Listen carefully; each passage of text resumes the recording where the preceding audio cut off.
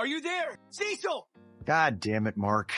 Fucking kid. The dynamic between Mark and Cecil in Invincible Seasons 2 and 3 does a profound job of representing what happens when a godlike being, who's still trying to find his identity after trauma, teams up with Earth's head protector, who, through vast experience, is obligated to keep Earth's best interests in mind at all times. In other words, Mark is innocent, not in a literal sense, but in terms of both experience as a Viltrumite, engaging moral sacrifice for the betterment of Earth. He oscillates between a refusal to kill to descending into reactionary, lethal anger. Cecil knows Mark is unpredictable, even volatile, so he's forced to show caution. This cautionary action is deceptive to Mark, even cheap on the surface, but when a closer look at Invincible's behavior is taken, these tactics are absolutely necessary. Cecil's pragmatic action never wavers, unlike Mark's ever-changing emotional impulses.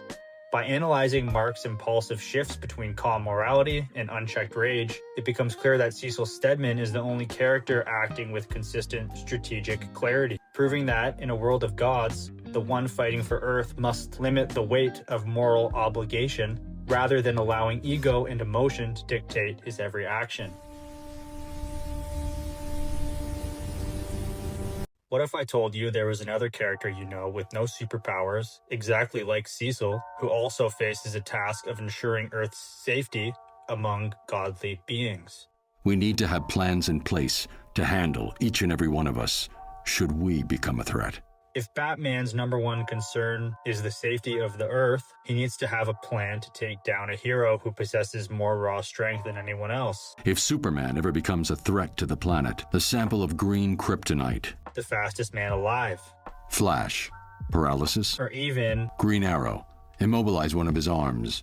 the only ounce of trust here is ensuring the planet stays safe at all costs. Batman is aware that these protocols are a direct betrayal to his team, storing kryptonite, knowing specific techniques to paralyze Flash, storing it all away in case the day comes that these members of the team lose themselves. The members of the League are my teammates, but we need to be prepared for the worst.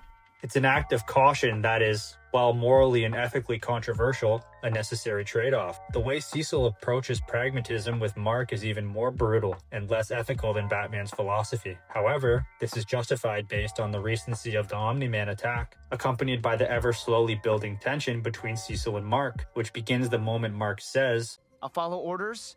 I'll let you make all the calls. Just put me back out there.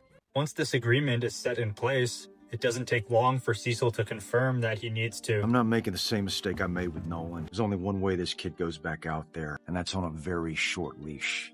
This distrust builds as Mark continually acts on a whim for his own interests. Like when Cecil calls Mark out of the deep sea. The reasoning Mark gives for his refusal was empathy for the Aquans, and giving them some kind of retribution. All they wanted was justice for what my dad did. When Mark goes to space, Cecil had told him previously, The next time I give you an order, you listen. Mark's response to this was to follow a random alien into space. Really think about the risk he took here with minimal convincing by an alien he doesn't know, even when Cecil demanded him. No, you can't just go to some random planet with some random alien. These instances both matter because in both moments Mark goes against direct orders due to his sporadic decision-making, creeping into the area of moral vanity, meaning he cares more about his own self-image and what's actually best for Earth, all in an attempt to prove to himself that he's not like his father. However, Cecil isn't a robot. He compromises. When Mark stands his ground about keeping Oliver, Cecil feels the weight of that choice. He's my brother, not a science experiment. Call your people off. They're already on their way. Call them off. Allowing an unknown, rapidly aging alien into a suburban home is a massive security breach. Cecil backs down because he respects Mark, but he doesn't do it blindly. He does the next best thing, psychologically tricking Debbie into accepting April, a high-level GDA handler, under the persona of a caretaker. Cecil sent me. Now, I wasn't supposed to tell you, but... Please come in. In the grand scheme of things, put yourself in Cecil's shoes. You're trying to maintain trust in a god swaying like a pendulum between what's best for Earth and whatever will make him feel less like Omni-Man. At some point, precautions become necessities, and when unpredictability becomes a constant in a trusting agreement, the tension is bound to snap. Despite moments of chemistry and unity, You really rolled the dice on that one, Mark. All over a few words. It's more than just words. The lingering tension finally breaks when Mark finds out that Cecil is rehabilitating criminals, followed by the chip that was planted in his head without his permission. Now, before I discuss why Cecil was in the right, it's important to note how poorly each side handled the main conflict. The way Cecil went about defending himself provoked Mark.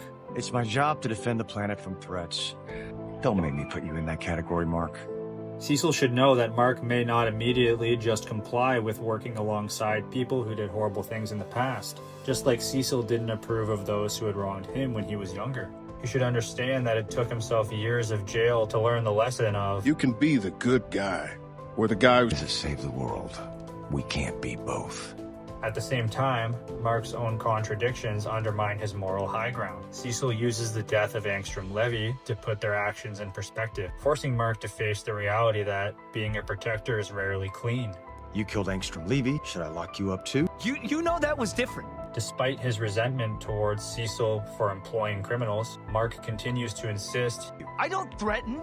No, because you're scaring the shit out of me right now. only to do exactly that moments later, justifying his aggression with a dismissive, You said you don't do threats. Yeah, well, people change.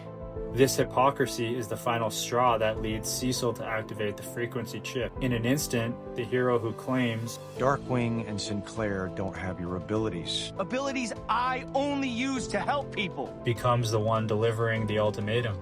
And if you ever come near my family again, I will kill you.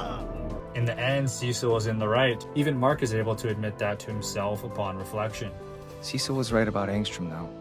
I didn't mean to kill him, but I did. At this point, the last time Mark lost his temper, he accidentally killed someone. It's understandable with how much he endures to sometimes lose it, but then there needs to be a trade-off. Cecil should have some degree of control over someone who is A, Earth's only viable defense against a looming Viltrumite invasion, B, emotionally compromised by his own trauma, and C, proven to go against direct orders in favor of own personal sentiment over global security. So whether he likes it or not, despite the broken trust, he knows that Cecil was justified. Cecil's betrayal wasn't an act of malice, it was the inevitable result of the Earth's head protector realizing his most powerful asset is a loose cannon. Detective. While Batman is a master strategist and combatant, he is only human. Cecil is justified, but not without flaw. He and Batman have similar minds in creating contingency plans for powerful individuals, but we can see that Cecil has a bigger ego than Batman. He wouldn't dare to create a contingency plan for his own operation, unlike Batman, who is self-aware enough to know that even he could lose control one day. Best way to disable his strategic abilities. His parents are an excellent blind spot. Despite this ego leading to instances where he further provokes Mark, I'm just here to clean up your brother's mess. It looks like you've been trying to handle the family business. it becomes evident quickly that Mark needs him to operate, like when it's clear Mark and Debbie have no control over Oliver, or Mark going to Cecil's second man, Donald, for a background check on Powerplex. It becomes painfully obvious that both sides will have to begin tolerating one another when Angstrom and Conquest attack. Cecil! I need you, Cecil! Cecil was the bigger man here, and let Mark know, despite their differences, that If you need someone to talk to, You're the last person I want to talk to right now, but thanks. he knows that despite Mark's emotional grudge, they need to find a way to be on the same page to give Earth the best chance of survival. Cecil understands that for the world to stay safe, it needs a hero strong enough to do so, but it also needs a leader who makes the right decisions. it was all that was left of my real skin. They wanted to replace it, but I wouldn't let them. Whose judgment isn't clouded by emotion, It's a reminder that I messed up and to never let it happen again.